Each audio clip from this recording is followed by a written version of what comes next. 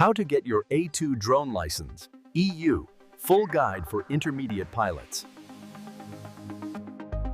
All right, if you're a drone pilot in Europe, you probably know the basic rules. But are you ready to unlock what's next? Today, we're going to break down the A2 drone license. This is your key to flying closer, getting much better shots, and seriously taking your skills up a notch.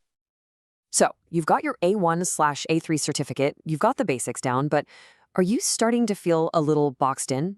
Tired of having to fly way out in the middle of nowhere? If you're ready to get more freedom and capture those amazing shots that are just a little closer to the action, then the A2 license is exactly what you're looking for. So what's the big difference? Honestly, it all comes down to one word: proximity. Your A1/A3 license is all about keeping your drone far away from people. But the A2 license, that's your official permission to get closer, which gives both hobbyists and pros way more flexibility for incredible photography, videography, you name it. Okay, so with this greater freedom comes, you guessed it, a new set of rules. So let's dive into the specifics of what you can and can't do in the A2 subcategory. Nailing these down is absolutely crucial for flying safety and, of course, legally. First things first, we have to talk about the most important concept you need to master: uninvolved persons. Now, this isn't some vague idea. It has a very specific meaning. It's anyone, and I mean anyone, who isn't actively part of your drone operation. They haven't given you their consent, and you haven't given them a safety briefing. So all those people on the beach, families in the park, pedestrians on the sidewalk, yep, they are all uninvolved persons. So what's the golden rule here? It's simple. You have to maintain a minimum horizontal distance of 30 meters from any uninvolved person. Just think of this as your personal, non-negotiable safety bubble when you're in the air. But, and this is a big but, here's where the A2 gets really useful. That 30-meter rule, it has a massive exception. You can shrink that distance all the way down to just 5 meters. The catch? You have to have your drone's low-speed mode turned on. I mean, this is a total game changer. Think about it. You can legally film a house from the front yard instead of from way across the street. That's the kind of access we're talking about here. So let's just recap the key rules.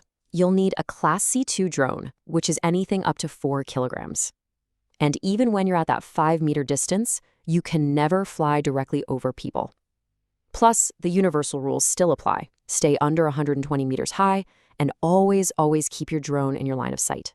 Now, the best part? Your A2 certificate is good to go in all ESA member states. That's the European Union Aviation Safety Agency. So you're covered across Europe.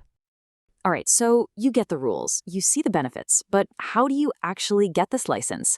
Let's walk through the prep work, and trust me, it's probably more straightforward than you think.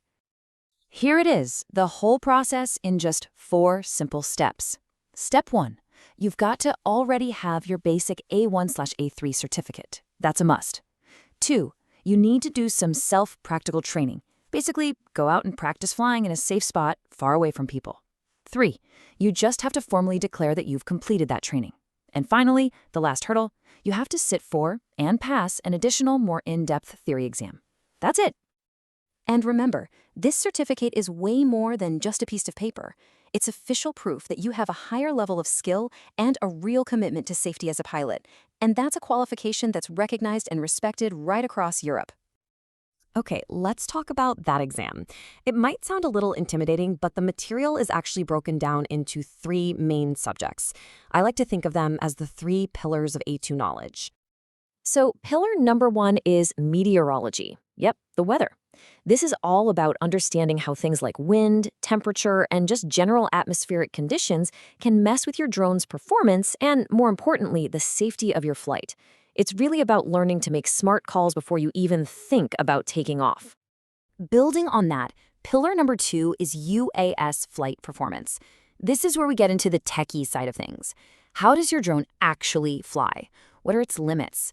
You'll need to know about its center of gravity, how the battery performs under stress, and how adding a different camera or sensor can affect its stability. And the third pillar, ground risk mitigations, really ties it all together. It brings us right back to the main benefit of the A2 license. This is all about the how-to of flying safely when you're closer to people. It covers things like planning your flight path to minimize risk and knowing what to do when things don't go as planned. So, what's the exam actually like? Well, it's another multiple choice test that builds on what you already learned for your A1/A3. It's given by your country's National Aviation Authority, and a lot of the time you can even do it online with a remote proctor watching to make sure everything's above board. The whole point of the exam is just to prove you have that deeper understanding of how to operate safely. So once you've got your A2 license, you might start thinking, what's next? Well, the A2 is the highest you can go in the open category, but it's also the perfect launchpad into the professional, high-level operations of what's called the specific category. The specific category is basically for any flight that just can't be done under the normal set of rules. We're talking about flying a drone to inspect a huge wind turbine across a valley, or maybe using one to deliver a package. Because these flights are higher risk, there's no simple rulebook. Instead, every single mission needs its own formal authorization based on a super detailed risk assessment. And this is where things get really exciting and really professional. In the specific category, you can get approval for flying beyond visual line of sight, or BVLS.